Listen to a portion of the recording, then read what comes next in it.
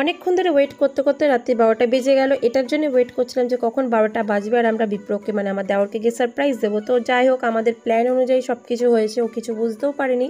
আর ঠিক 12টা বাজতেই দেখতে পেলে আমি ওর ঘরে গিয়ে ওকে উইশ করলাম কেকটা নিয়ে গিয়ে। এটা ছোটোখাটো করে আমরা রাত্রেবেলা একটা সেলিব্রেশন করলাম। এদিকে ও সবাইকে কেকটা খাই দিচ্ছে। আর কালকে তো ভালো ধামাকা রয়েছে, কিন্তু ও এখনও জানে না, ওর কাছে পুরোটাই সারপ্রাইজ। তো চলো আবার কালকে কী করছি তোমাদের সাথে অবশ্যই সেটা শেয়ার করবো। সকাল হয়ে গেছে, স্নান টান করে আগে আমি চলে এসেছি পায়েস করতে। আমার শাশুড়ি মা ছিলেন না, উনি একটু ডাক্তার দেখাতে গিয়েছিলেন, তো আমি মোটামুটি টুকটাক কাজ করেছি। তো পায়েসটা খেতে কিন্তু ভালোই হয়েছিল, দেখে তোমাদের কেমন লাগছে জানি না। তো যাই হোক এখন দুপুর হয়ে গেছে, ওর সব খাবার দাবার আমি রেডি করে দিয়ে দিয়েছি ওকে খেতে। যেরকম বললাম আমার শাশুড়ি মা বাড়ি ছিলেন না কালকে, তো সেই জন্য আমি সব কিছু রেডি করেছি। তো যাই হোক এখন দুপুর খাওয়া দাওয়া হয়ে গেছে।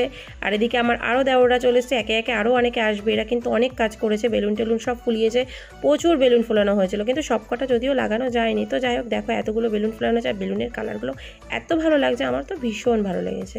তো একে একে সবাই চলে এসছে, দেখতে পাচ্ছ এখন বার্থডে বয়ের বার্থডে বিশাল তোড়জোড় চলছে। এতক্ষণে আমার দেওর সব বুঝেই গেছে সব আসতেই। তো যাই হোক ওকে সারপ্রাইজ করতে পেরেছি, আমারও খুব ভালো লেগেছে আর ও খুব আনন্দ পেয়েছে। আর এই যে সবাই মিলে অনেক খাটাখাটনি করেছে, তাই ভাবলাম এবার একটু কোল্ড ড্রিঙ্কস তো দেওয়াই যাক ওদের গলা ভেজানোর জন্য।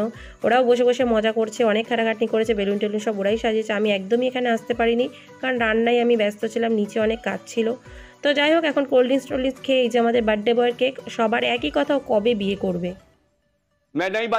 আর কি ডেকোরেট করা হয়েছে। তো চলো ওর কেক কাটিং পর্বটা আগে আমরা দেখে নিই। Happy birthday to you. সব কিছু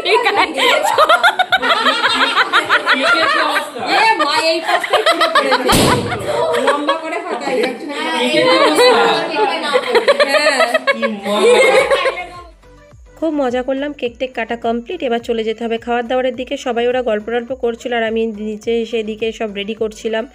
তো রেডি টেডি হয়ে গেছে, ওদের খেতে বসিয়ে দিয়েছি, কারণ রাতও বেড়ে যাচ্ছে, সব এক এক করে বাড়ি যাবে। তো আজকের ভিডিওটা এইটুকুই, ভালো লাগলো অবশ্যই লাইক কমেন্ট শেয়ার করে পাশে থাকবে। দেখা হবে নেক্সট একটা ভিডিওতে। ততক্ষণের জন্য সবাই সুস্থ থেকো, ভালো থেকো। আর ওকে কিন্তু যেতে যেতে সবাই একটু হ্যাপি বার্থডে উইশ করে যেও। তো আজকের মতো টাটা বাই, সবাই ভালো থেকো।